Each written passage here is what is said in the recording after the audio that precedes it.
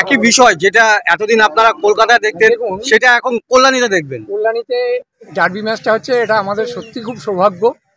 আমরা যারা এইখান থেকে কলকাতায় গিয়ে ডার্বি ম্যাচ দেখতে পেতাম না বা দেখার মতো সামর্থ্যও আমাদের ছিল না, সেই হিসাবে আমরা ঘরের কাছে যখন ডার্বি ম্যাচটা পেয়েছি আমরা এটা দারুণভাবে উপভোগ করব। এবং আগামীতে আমরা চাইছি যে এই ধরনের ডার্বি ম্যাচ আমাদের কল্যাণী স্টেডিয়ামে হোক। হ্যাঁ, এবং আইএসএল যে চলছে, আইএসএলের সামনে আসছে, আইএসএলেরও যদি খেলা কিছু দেয় তাহলেও আমরা খুব আনন্দিত হব। দ্বিতীয় কথা হচ্ছে যে ফুটবল খেলা হচ্ছে আমাদের বাংলার একটা ঐতিহ্য। আগে যেখানে ইন্ডিয়া টিমে আমাদের বাংলারই 9 জন প্লেয়ার খেলতো, এখন সেই হিসাবে খেলাটার মান হয়তো অনেক কমে গেছে। তবুও আমি আমার মোহনবাগানের তরফ থেকে বলবো, আমার মোহনবাগান টিমের যে ঐতিহ্য, 1889 সালে যার জন্ম এবং 1911 সালে ব্রিটিশদের পরাজিত করে খালি পায়ে যারা আইএফএ শিল্ড জিতেছিল, এবং ভারতবর্ষের একমাত্র ক্লাব যে জাতীয় ক্লাব মোহনবাগান, আমি আগামীকাল পূর্ণ আমাদের আস্থা আছে এবং পূর্ণ আমাদের একটা ইয়ে আছে যে আমরা জিতবই এবং মাঠে হারি জিতি। পাশাপাশি আমরা বাংলার ফুটবল নিয়ে যেহেতু আমরা ভাবনা চিন্তা করছি, আজকে আমাদের বাংলার যে 3টে বড় বড় ক্লাব আছে, মোহনবাগান, ইস্টবেঙ্গল, মোহামেডান, আমরা চাইব বাংলার ফুটবলের উন্নতিকল্পে আমরা যাতে সুষ্ঠুভাবে এই খেলাগুলো পরিচালনা করতে পারি এবং ভ্রাতৃত্ববোধের পরিচয় দিই। খেলার মাঠে খেলা থাকবে, খেলার বাইরে আমাদের যে হিততা সেটা সবসময় বজায় থাকবে, এইটা আশা রাখছি। কি নাম আপনার? আমার নাম কল্যাণ পাঠক, আমি মোহনবাগানের সাপোর্টার, আমার 70 বছর বয়স। একটাই কথা, হিউজ রেসপেক্ট। মোহনবাগানের জুনিয়র প্লেয়ারকে এমনই ভয় পেয়েছে, ইস্টবেঙ্গলের সিনিয়র প্লেয়ার নামাতে বাধ্য হচ্ছে।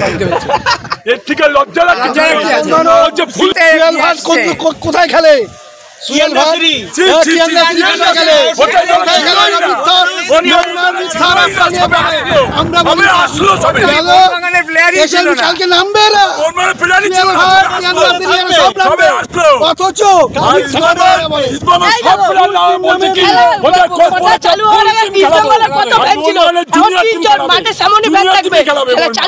অনেক ফ্যান থাকবে কিন্তু খেলা 45 মিনিট পরে মোহনবাগানের ফ্যান দেখতে পারবে, কিন্তু ইস্টবেঙ্গলের ফ্যানের জায়গা পুরো সাদা হয়ে যাবে। ওদের কোচ বলেছে আমাদের একটা ট্রফি চাই, সিনিয়র দলটা নামিয়ে ওই জুনিয়র দলটাকে হারাবো।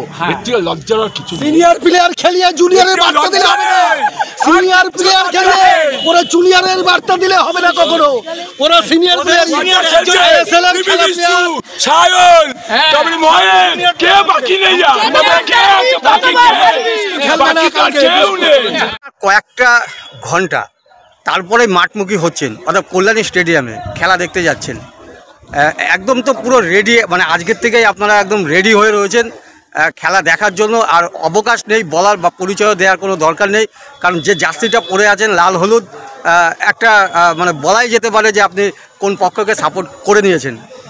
সেই ক্ষেত্রে কতটা অনুভূতি হচ্ছে নিজের মনের মধ্যে যে বাড়ির সামনেই একদম খেলা, পাশাপাশি কি বলবেন, কতটা আশাবাদী এই খেলাটা নিয়ে? আগামীকাল আমাদের পার্শ্ববর্তী অঞ্চল কল্যাণী শহরের কল্যাণী স্টেডিয়ামে ইস্টবেঙ্গল মোহনবাগানের কলকাতা লিগের ডার্বি ম্যাচ অনুষ্ঠিত হবে। এই ডার্বি এখানে পড়ার পর আমরা এক্সাইটেড হয়ে গেছি, জীবনে কল্পনা করতে পারিনি কলকাতা মাঠ পেলে আমাদের এইখানে মফস্বল শহরের এই কল্যাণী স্টেডিয়ামে ইস্টবেঙ্গল মোহনবাগানের মতো ম্যাচের ডার্বি খেলা হবে। এই ম্যাচের কথা শোনার পর থেকে আমাদের আনন্দের বন্যা বয়ে চলেছে। যে বন্যা আমরা শুরু করেছিলাম মোহনবাগান ইস্টবেঙ্গলকে দিয়ে, প্রথম ডার্বিতে আমরা হারিয়েছিলাম মোহনবাগানকে, ভারতবর্ষের ইতিহাস রেকর্ড ব্রেক করে মোহনবাগানকে হারিয়ে আমরা কলকাতা লিগ জিতেছিলাম। 1920 সালে আমাদের দল তৈরি হওয়ার পরে প্রথম যখন মোহনবাগানের সাথে সাক্ষাৎকার হয়, প্রথম সাক্ষাৎকারে ইস্টবেঙ্গল মোহনবাগানকে হারিয়ে কলকাতা লিগ নিয়েছিল এবং 41 বার আমরা এই লিগ নিয়ে আমরা ভারতবর্ষের তো সাধারণ ব্যাপার, রিয়াল মাদ্রিদ বিশ্বের সেরা ক্লাব, তার রেকর্ড ভেঙে দিয়েছি আমরা সমস্ত রেকর্ড ভেঙে দিয়ে 41 বার কলকাতা লিগ নিয়েছি এবং 8 বার আমরা অপরাজিতভাবে আমরা কলকাতা লিগ জয় করেছি, যে রেকর্ড বিশ্বে কোনো ক্লাবের নেই। ইস্টবেঙ্গল সেই রেকর্ড করেছে। আগামীকালও মোহনবাগানকে কল্যাণী স্টেডিয়ামে চূর্ণ বিচূর্ণ করে দেবো। আমার ধারণা কালকে মোহনবাগান 4 থেকে 5 গোলে হেরে যাবে, এটা আমার দৃঢ় বিশ্বাস। কারণ আমাদের টিম ইস্টবেঙ্গল ওই টিমটাকে দেখলে পরেই বাঘের থাবা মারার জন্য রেডি থাকে। কালকে আমরা সেইভাবেই মারবো এবং কল্যাণী স্টেডিয়ামে আমাদের বিজয় পতাকা তুলব। জয় ইস্টবেঙ্গল, জয় ইস্টবেঙ্গল।